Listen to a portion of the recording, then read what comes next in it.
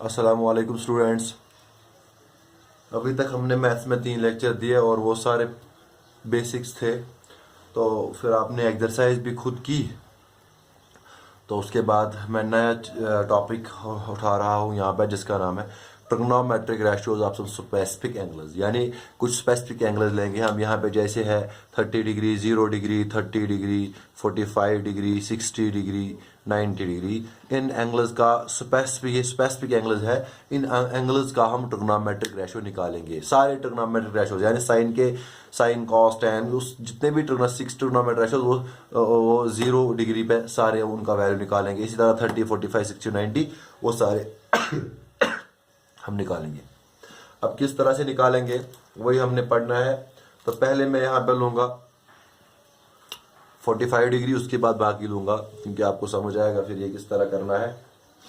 देखो, मैंने लिया पहले लिखो आप, मैं यहाँ पे फॉर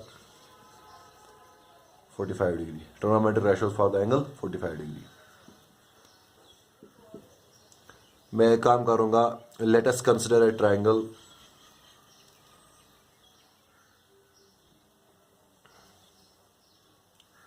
ए बी सी, और बी पे मैंने इसको राइट एंगल किया, यहाँ पे है बी। क्योंकि मुझे 45 डिग्री एंगल पे निकालना है, तो सपोज करो मैंने एक एंगल चूज किया 45। ये ऑब्वियस बात है, आप क्योंकि सम ऑफ एंगल्स ऑफ ट्रायंगल्स होता है 180। अगर ये 90 है, ये भी 45, तो ये भी 45 होगा, ये भी 45 होगा। तो एक काम करूंगा, फिर से मैं सपोज ये जो साइड है इसको मैंने रखा यहाँ पे ए, ये साइड भी होगा ए। क्यों? क्योंकि इक्वल एंगल जो है उनके साइड्स अपोजिट जो होते हैं वो होते हैं इक्वल, यानी इस साइड के अपोजिट, इस साइड के अपोजिट होते हैं इक्वल, तो ये भी होगा ए। तो यहाँ मैं करूंगा यूजिंग पीजीटी,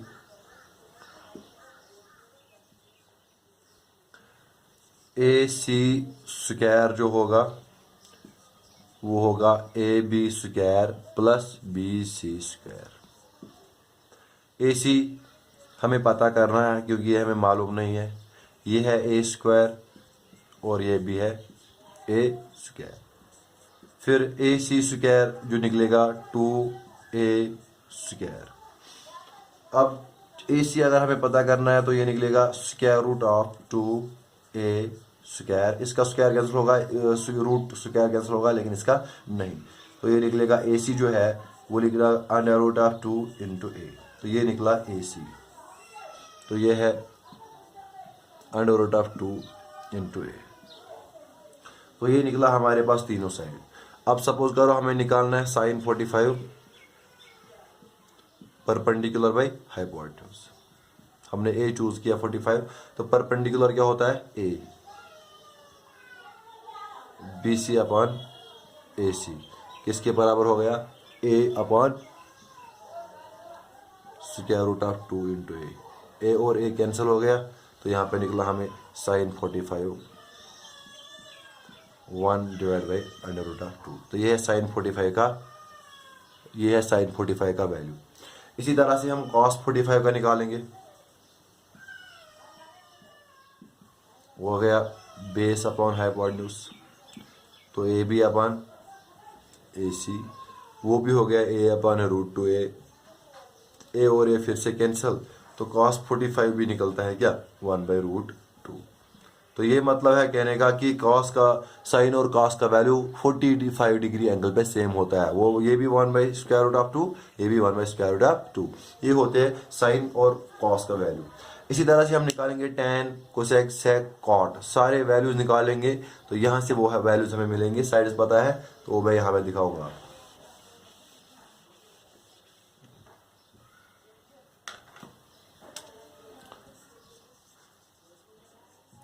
टैन 45 निकालो perpendicular by base, a upon a is equal to 1। Tan 45 1। फिर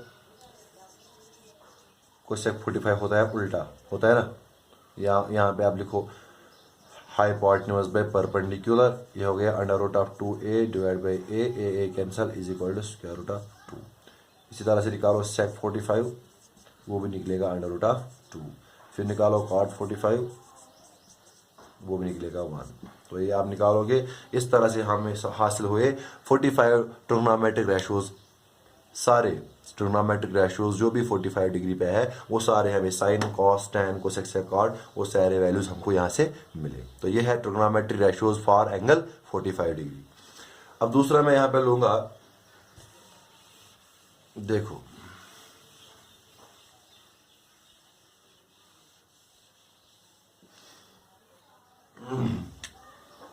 सपोज हमने निकालना है अब 60 डिग्री की, उसके बाद 30 डिग्री का निकालेंगे 60 डिग्री। तो मैं यहाँ पे लिखूंगा मैं लूँगा यहाँ पे एक equilateral triangle, consider an equilateral triangle.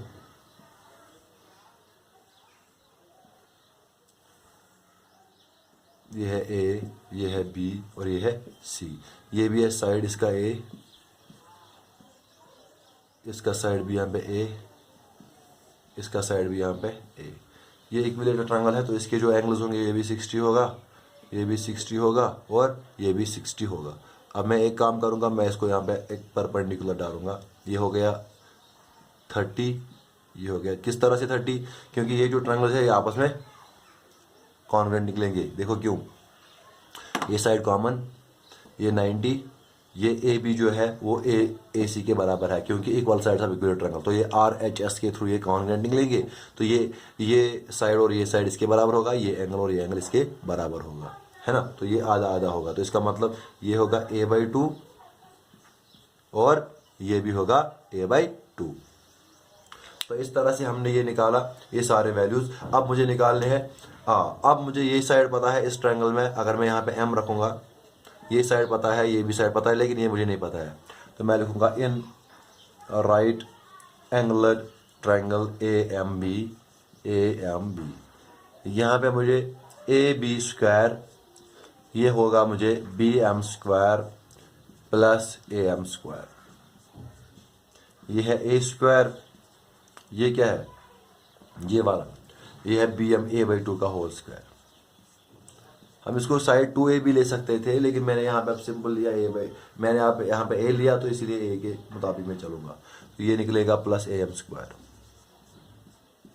ये देखो ये निकलेगा यहाँ पे A², अगर a को मैं इधर लाऊंगा तो ये बनेगा A² डिवाइड बाई 4 डिवाइड, क्योंकि ये 2 स्क्वायर हो 4, A² को ये मैंने इसको यहाँ माइनस किया, इज इक्वल टू AM²। इसको निकालो आप, ये निकलेगा 4A² minus A² divide by 4 which is equal to AM²। यहाँ पे निकालेंगे फर्दर, AM² किसके बराबर है, 4 में से 1 गया, कितना हो गया 3A², है ना, डिवाइड बाई 4। अब यहाँ से ये चला जाएगा, इसका स्क्वायर इधर रूट आ जाएगा, तो ये बनेगा AM is equal to square root of AM is equal to square root of 3A² divide by 4। अब देखो इसका स्क्वायर रूट कैंसिल हो जाएगा, लेकिन उनका कैंसिल नहीं होगा, ये पूरे का स्क्वायर रूट है। अब देखो यहाँ पे मैं AM निकालूंगा फिर से,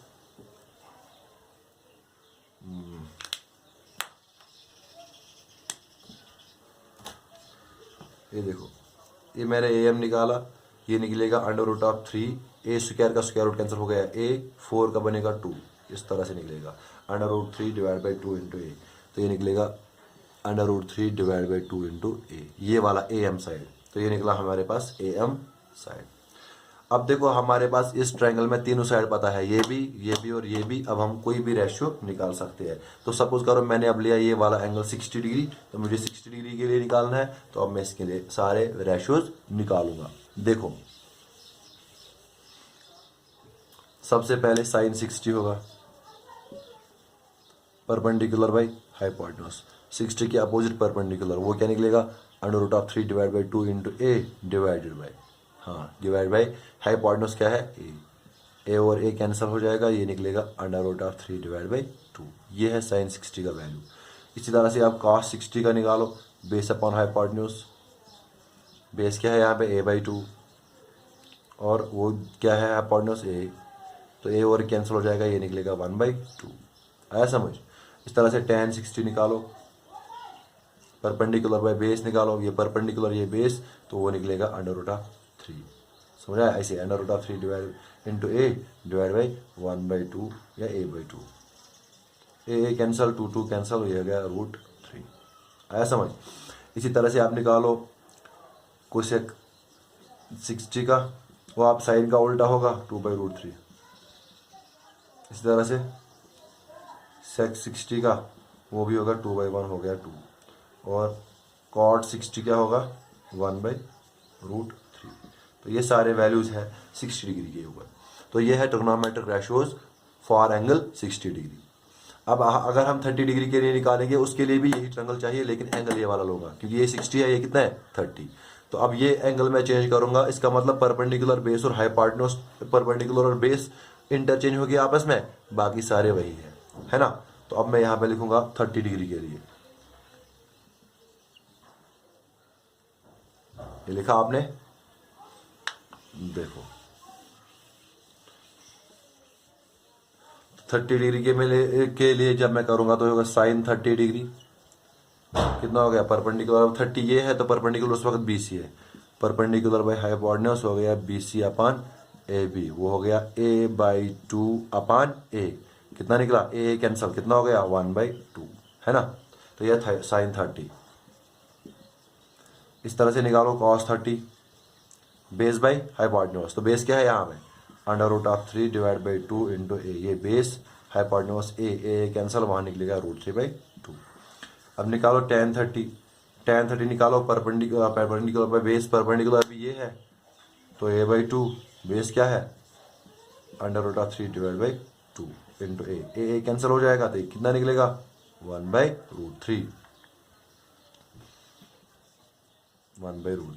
इस तरह से निकालो आप कोसेक 30 कितना निकलेगा, इसका उल्टा, है ना, तो 2/1 हो गया 2। अब सेक 30 निकालो, तो कॉस का उल्टा हो गया 2/√3। अब निकालो कॉट 30, कितना हो गया tan का उल्टा √3। तो ये है trigonometric ratios for the values of 30 degree. 30 degree के लिए अगर हमने ये वैल्यूज किए तो अब हमने 45 के लिए, 30 डिग्री के लिए और 60 डिग्री के लिए ये सारे वैल्यूज निकाले हैं। अब मैं बताऊंगा आपको 0 डिग्री और 90 डिग्री के लिए हम किस तरह से इसको निकालते हैं। देखो लिखा आपने,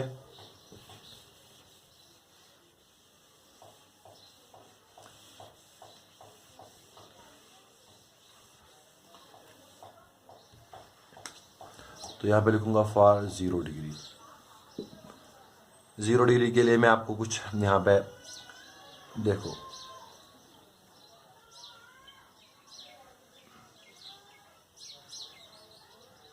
ये मैंने ट्रायंगल लिया,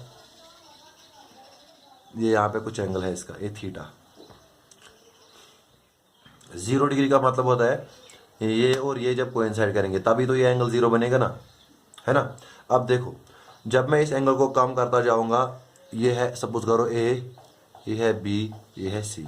सपोज करो मैंने इस एंगल को कम किया और यहाँ पे परपेंडिकुलर कम हुआ, ये है A1, सपोज करो A1। मैंने और कम किया, ये बन गया यहाँ पे A2, एंगल कम हुआ। इस तरह एंगल कम होता गया, ये बन गया A3। एक वक्त ऐसा आ जाएगा कि ये इसके क्लोज आ जाएगा A4, और एक वक्त आएगा ये और ये लाइन जो है आपस में कोइंसाइड करेगी, है ना। इसका मतलब ये क्या था, हाइपोटेन्यूज। तो जितना मैं नीचे आ रहा हूँ हाइपोटेन्यूज कम कम कम कम कम हो रहा है और परपेंडिकुलर भी कम कम कम कम हो रहा है। लेकिन जब ये और ये लाइन, जब हाइपोटेन्यूज और ये लाइन कोइंसाइड होगी तभी तो 0 डिग्री एंगल होगा ना। तो इसका मतलब ये पॉइंट इसके साथ कोइंसाइड करेगा, तो इसका मतलब उस वक्त परपेंडिकुलर हमें 0 मिलेगा, परपेंडिकुलर 0 मिलेगा, और बेस जो होगी वो हाइपोटेन्यूज के बराबर होगी। तो इस वक्त यहाँ पे हमें मिलेगा परपेंडिकुलर जो है वो होगा 0, बेस जो होगा वो होगा हाइपोटेन्यूज के बराबर। तो यहाँ पे दो कंडीशन हमें मिली, एक परपेंडिकुलर हो गया 0, फिर बेस मिली हाइपोटेन्यूज के बराबर।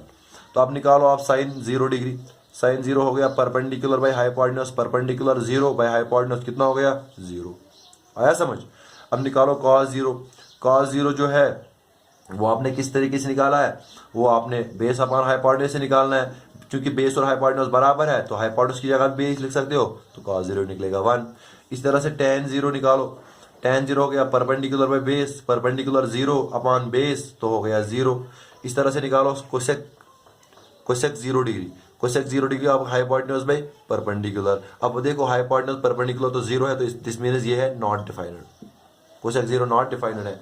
इस तरह से निकालो सेक 0, सेक 0 होता है क्या, hypotenuse upon base, hypotenuse base बराबर है तो हाइपोटेन्यूज की जगह बेस लिख सकते हो, अपॉन बेस कितना हो गया ये फिर से 1, ये हो गया सेक। इस तरह से निकालो कॉट 0, कॉट 0 निकालोगे तो पर बेस अपॉन परपेंडिकुलर, हमको पता है कि परपेंडिकुलर 0 है तो ये भी हो गया नॉट डिफाइनेड, आया समझ। तो 0 डिग्री के लिए ये है 0, साइन 0 0, कॉस 0 1, tan 0 0, कोसेक 0 है not defined, sec 0 1, cot 0 not defined. तो इस तरीके से हम 0 डिग्री एंगल के लिए ये वैल्यूज निकालते हैं। तो ये है 0 डिग्री के लिए। अब मैं आपको बताऊंगा 90 डिग्री के लिए किस तरह से करते हैं।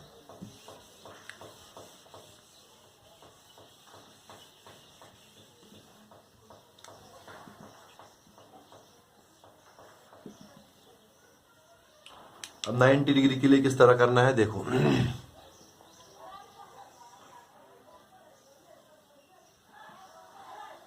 ये है 90 डिग्री यहाँ पे, ये है थीटा, ये है सपोज करो ए, ये है बी, ये है सी।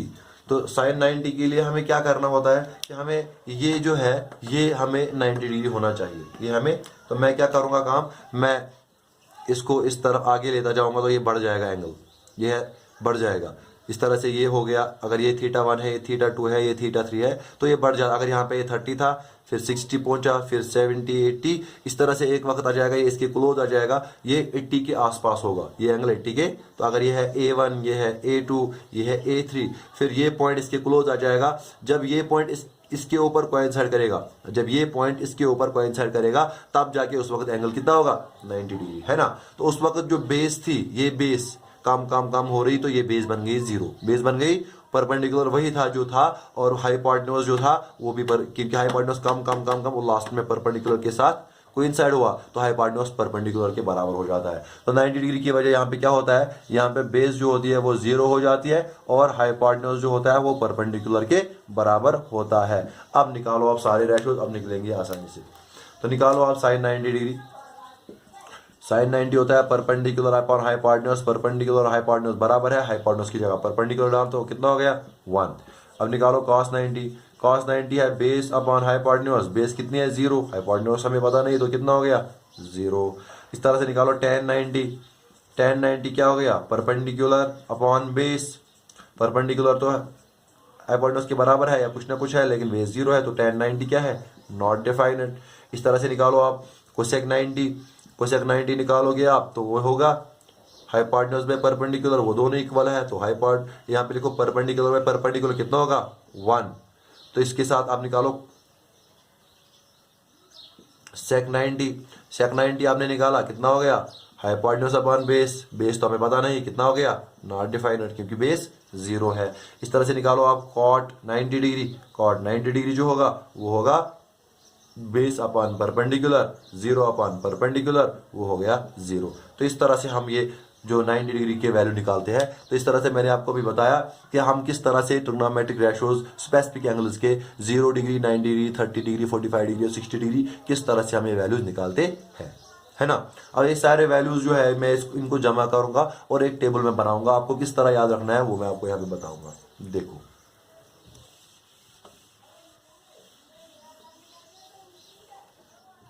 देखो मैं एक टेबल बनाऊंगा यहाँ पे,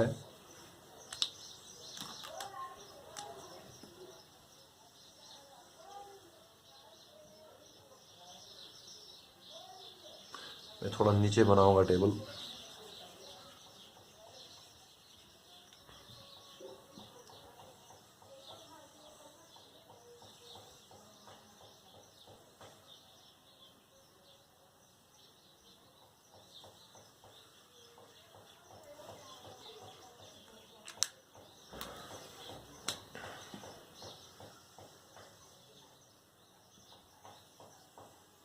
सपोज करो ये 0 डिग्री है, ये 30 डिग्री है, ये 60 डिग्री है, सॉरी 45 डिग्री, ये 60 डिग्री है और 90 डिग्री।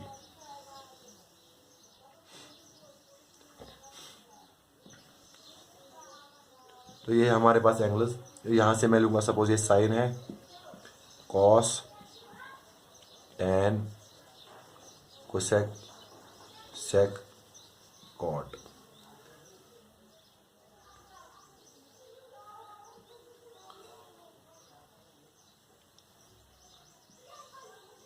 तो ये बन गया यहाँ पे टेबल। आपको वो सारे value sine 0, sine 30, sine 45, sine 60, sine 90 जो आपने निकाला वो आपको वैल्यूज यहाँ पे पुट कर रहे हैं। अब आप किस तरीके से इसको याद रखोगे वो मैं आपको बताता हूँ। सिंपल याद रखो, किस तरीके से आप याद रखोगे।